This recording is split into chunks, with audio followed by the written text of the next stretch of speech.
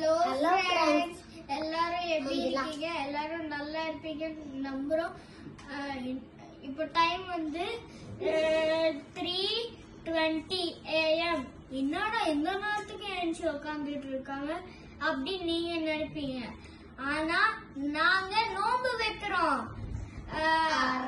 அரஃபா நோன்பு வைக்கிறோம்.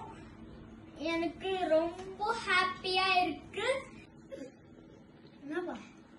இன்னைக்கு நான் நோம்பு இல்லை, ஏன்னா நெக்ஸ்ட் இயர் நான் நோம்பு இருக்கேன்னு எல்லாரும் சஹருக்கு எழுந்தனால நானும் தான் எழுந்து நோம்பு வச்சிருக்கேன்னு நினைச்சு ஹாப்பியா ஃபீல் பண்றேன். என்னோட நோம்பு குபுல் ஆகணும். துவா செய்யுங்க.